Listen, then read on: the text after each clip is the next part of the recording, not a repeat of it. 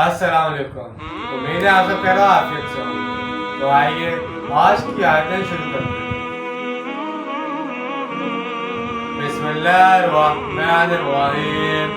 قل ندعو من دون اللہ ما لا ينفعنا ولا يضرنا ونرد إلى أعقابنا بعد إذ هدانا الله الذي اتخذ الشيطان في الأرض حيران له أصحاب يدعونه إلى الهدى ائتنا قل إن هدى لله هو الهدى وأمرنا لنسلم لرب العالمين۔ شروع اللہ کے نام سے جو بڑا مہربان نہایت رحم کرنے والا ہے۔ اے نبی صلی اللہ علیہ وسلم، ان سے کہیے کیا ہم پکاریں اللہ کو چھوڑ کر ان چیزوں کو جو ہمیں نہ نفع پہنچا سکتی ہیں نہ نقصان، اور ہم اپنی ایڑیوں کے بل لوٹا دیے جائیں اس کے بعد کہ اللہ نے ہمیں ہدایت دے دی ہے، اس شخص کی مانند جسے شیاطین نے بیابان میں بھٹکا کر حیران و سرگردان چھوڑ دیا ہو، اس کے ساتھ ہی اس کو سیدھے راستے کی طرف پکار رہے ہوں کہ آؤ ہماری طرف۔ کہہ دیجئے یقیناً اللہ کی ہدایت ہی اصل ہدایت ہے، اور ہمیں تو حکم ہوا ہے کہ ہم تمام جہانوں کے پروردگار کی فرمانبرداری اختیار کریں۔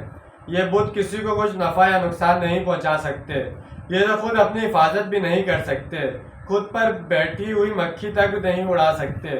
ان کو پکارنے کا کیا فائدہ، ان کے سامنے سجدہ کرنے سے کیا حاصل؟ بتوں کے بارے میں تو یہ بات خیر بہت سی واضح ہے، لیکن ان کے علاوہ بھی پوری کائنات میں کوئی کسی کے لیے خیر کی کچھ قدرت رکھتا ہے نہ شر کی۔ لا حول ولا قوت الا باللہ کا مفہوم یہی ہے۔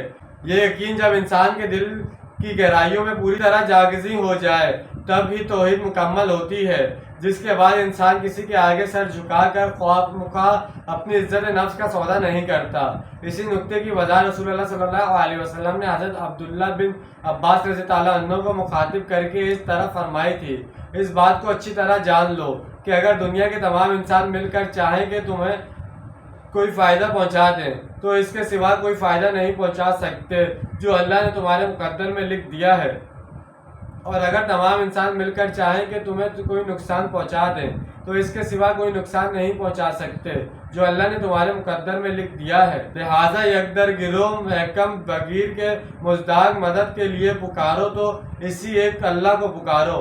کسی غیر اللہ کو پکارنے، کسی دوسرے سے سوال کرنے، کسی اور سے ڈرنے، التجا کرنے، استغاثہ کرنے کا کیا فائدہ؟ یہاں جماعتی زندگی کی برکت اور انفرادی زندگی کی قباحت کا نقشہ کھینچا گیا ہے۔ اگر آپ اکیلے ہوں، کہیں بھٹک گئے ہوں تو آپ کے لیے دوبارہ سیدھے راستے پر آنا بہت مشکل ہو جاتا ہے، لیکن جماعتی زندگی میں دوسرے ساتھیوں کے مشورے اور ان کی رہنمائی سے ہر فرد کو اپنی سمت کا سیدھا رہنے میں آسانی ہوتی ہے، جیسے سورہ توبہ میں فرمایا گیا: اے اہل ایمان، اللہ کا تقوی اختیار کرو اور ساتھ رہو صادقین سچوں کے۔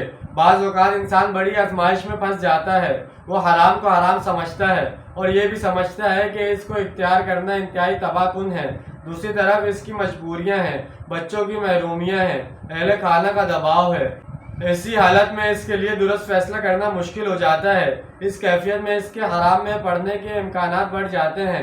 اگر ایسی وقت میں اس کو نیک دوست احباب کی معیت حاصل ہو تو وہ نہ صرف اس کو صحیح مشورہ دیتے ہیں بلکہ اس کا ہاتھ تھام کر سہارا بھی دیتے ہیں۔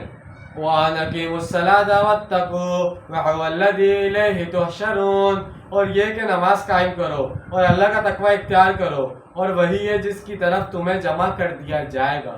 تو جیسے کہ آج ہم نے 2 آیتوں کا ترجمہ اور تفسیر بیان کی ہے، امید ہے آپ کو سمجھ میں آئے گا، پسند آئے ہوگا۔ ملتے ہیں اگلی ویڈیو، اپنا ڈھیر سارا خیال رکھیے گا، اپنے زیادہ دوسروں کا خیال رکھیے گا۔ جب تک کے لیے اللہ حافظ، فی امان اللہ۔